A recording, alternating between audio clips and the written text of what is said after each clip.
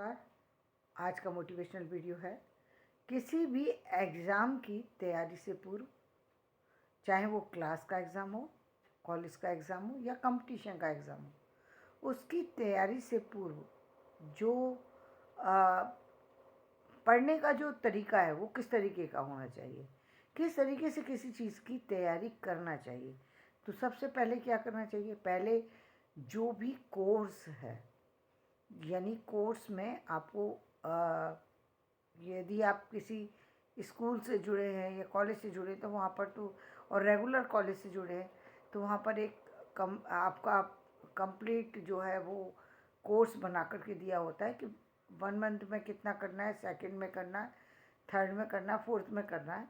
वो उन्होंने एक रेगुलर स्टूडेंट के हिसाब से, एक सामान्य व्यक्ति की सोच के अकॉर्डिंग एक कोर्स तैयार किया होता है। आप उसके अकॉर्डिंग भी चले तो बहुत अच्छी स्टडी कर पाते हैं, कोई दिक्कत नहीं है, क्योंकि 3 से 4 चैप्टर ही दिए होते हैं और वो ये जानते हैं कि एक बच्चा इससे ज़्यादा नहीं कर सकता। तो उसके अकॉर्डिंग आपका सिलेबस तैयार होता है। आप चाहें तो उसको जल्दी भी कर सकते हैं, लेकिन जनरली आपको जो कोर्स दिया जाता है वो उससे जुड़ा हुआ है। तो पहले तो ये कि वो जो 3 या 4 चैप्टर हैं, उन 3 4 चैप्टर को यदि आप स्कूल जाते हैं, कॉलेज जाते हैं तो उस समय में आप रीडिंग करते हैं, बहुत अच्छी बात है। यदि आप वहाँ नहीं जाते और घर में रह कर के आप किसी चीज़ की तैयारी कर रहे हैं तो आपको वो सारे चैप्टर जो है वो आपको अपना कोर्स जो है इसी तरीके से, जिस तरीके से एक जो है कॉलेज या स्कूल अपने प्रिपरेशन की तैयारी के लिए जो एक मेथड देते हैं, उसी तरीके से आपको अपने लिए एक मेथड बनाना है कि भाई हमारा इतना कोर्स है, हमें इतने दिन में फिनिश करना है। ये इसको बना लेने से आसानी ये होगी कि जब आप कोर्स कंप्लीट कर रहे होंगे तो उसमें आपको सोचना नहीं पड़ेगा हर दिन कि मुझे क्या करना है और क्या नहीं करना। ये अक्सर आपने देखा होगा, जिन लोगों के को पता नहीं होता, जिन लोगों की पहले से तैयारी नहीं है, वो स्कूल के रेगुलर कोर्स को भी घर में आकर के करने के समय में बहुत ज़्यादा डिस्टर्ब होते रहते हैं। क्यों? क्योंकि उनको कभी हिंदी की जगह इंग्लिश की कॉपी निकालने लगते हैं, कभी इंग्लिश की जगह हिंदी की निकालने लगते हैं। और ये अक्सर कहाँ होता है, सरकारी स्कूल के बच्चे ज़्यादा इस तरीके के होते हैं। जो प्राइवेट स्कूल हैं या जो क्या बोलते हैं बोर्डिंग स्कूल है, वहाँ पर सिस्टम होता है तो वहाँ पर तो दिक्कत नहीं आती। लेकिन जहाँ पर हम देखते हैं सामान्य गवर्नमेंट स्कूल में बच्चा पढ़ रहा है, तो जब वो आता है तो उसके पेरेंट्स तो उतने ऑर्गेनाइज्ड होते नहीं हैं और वो खुद से वो जानता नहीं है। तो कभी किसी कॉपी को निकाल रहा होता है, कभी किसी किताब को निकाल रहा होता है। इसके कारण से जो वो 2 घंटे का समय स्टडी के लिए दिया होता है, वो टाइम बेकार बर्बाद हो जाता है। तो इसलिए पहले से यदि आपका डिसाइड है तो दिक्कत नहीं है। तो पहले तो आपको उस कोर्स को लिख लेना है और फिर आपको उसके अकॉर्डिंग पढ़ना है।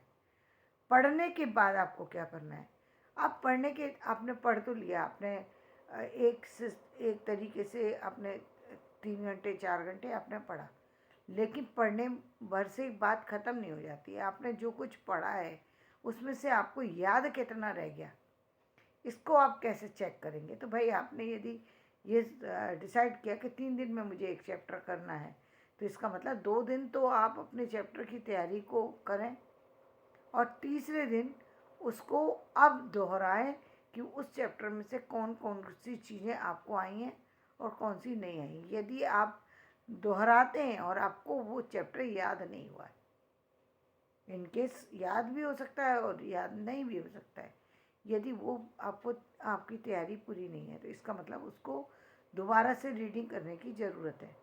और वो टाइम तो आपका उसी टाइम में से निकालना होगा। तो जिस दिन एक दिन निश्चित रूप से एक छुट्टी का एक दिन या आधा दिन जो है वो निश्चित रूप से निकालना चाहिए, जिसमें कि जो जो चीज़ें रह जाती हैं उनको दोबारा से आप कंप्लीट कर सकें। तो वो काम आपको उस दिन करना है। इसके बाद क्या करना है, नोट्स बनाने हैं आपको। तो नोट्स में 2 तरह के नोट्स होते हैं। एक तो आपके वो होते हैं जिसमें कुछ क्वेश्चन ऐसे होते हैं जो क्रिटिकल क्वेश्चन हैं, उनको सॉल्व करना ज़रूरी है। जो सामान्य क्वेश्चन हैं जो आपको आते हैं उनके लिए ज़रूरी नहीं है कि आप लिख करके रखें, ना लिख के रखें, आपको आते हैं तो आप आसानी से कर जाएंगे। लेकिन कुछ ऐसे हैं जहाँ आपको दूसरों की हेल्प की ज़रूरत है, तो निश्चित रूप से या तो दूसरों की हेल्प ले लें या फिर अपने आप ही यदि निकाल सकते हैं तो आप अपने आप निकालने की कोशिश करें। और यदि आपको समय लग रहा है उसमें, इसका मतलब वो सही से नहीं आ रहा, तो दूसरे की हेल्प लेना इसलिए अच्छा है क्योंकि समय एक निश्चित समय ही स्टूडेंट के पास होता है या कंपटीशन की तैयारी करने वाले व्यक्ति के पास होता है। ज़िंदगी इतनी आसान नहीं होती, तो इसलिए यदि हो सके तो निश्चित रूप से किसी दूसरे की हेल्प ले लेना चाहिए, ताकि समय और शक्ति दोनों बच जाएं और उसको आप अपने दूसरे काम पर लगा सकें। इसके बाद और जो शॉर्ट नोट्स हैं जिसमें माइक्रो नोट्स जो हैं, उनको आप जो है एक अलग तरीके से देख सकते हैं। उसमें यह है कि आपने जैसे बना रखा है कि 50 क्वेश्चन मुझे डेली करने या 10 क्वेश्चन डेली करने, कुछ इस तरीके से करते। कुछ बच्चे इस तरीके से करने, जब तक 50 याद नहीं हो जाएंगे तब तक हम 51वें पे नहीं जाएंगे। तो कुछ इस तरीके से करते हैं, लेकिन करना है हमें 3 दिन के अंदर करना है। तो हमें 3 दिन का हमने टाइम दे रखा है कि 3 दिन में हमें ये सारे 50 क्वेश्चन कर लेने। तो बस उनको 50 क्वेश्चन को करने के लिए पहले जो हमने 3 दिन रखे हैं, तो इसका मतलब हमें हर हालत में 2 दिन में कर लेने, ताकि जो क्वेश्चन रह गया है उसको आप तीसरे दिन करके उसे कंप्लीट कर सकें।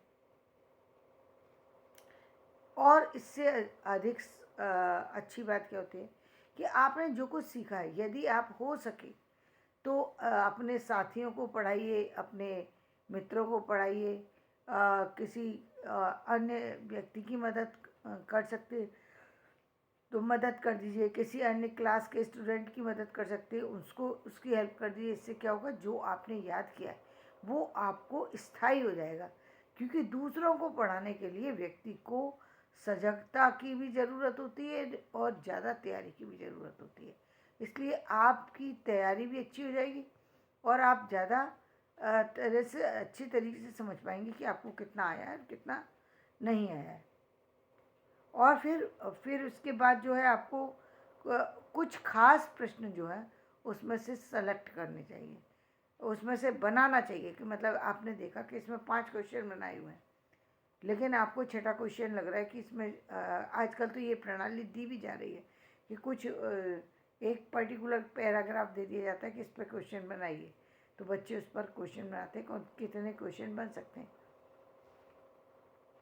तो मैक्सिमम क्वेश्चन की जब बनाने की ज़रूरत नहीं है। यहाँ पर आपको ज़रूरत है सिर्फ कुछ खास क्वेश्चन बनाने की। यानी यदि चैप्टर में कुछ खास आपको लग रहा है और लग रहा है कि ये क्वेश्चन हमारे पेपर में नहीं दिया गया है लेकिन ये पूछा जा सकता है, तो आप उसको नीचे लिख लें। इस तरीके से आपके एक प्रश्नावली भी तैयार हो सकती है।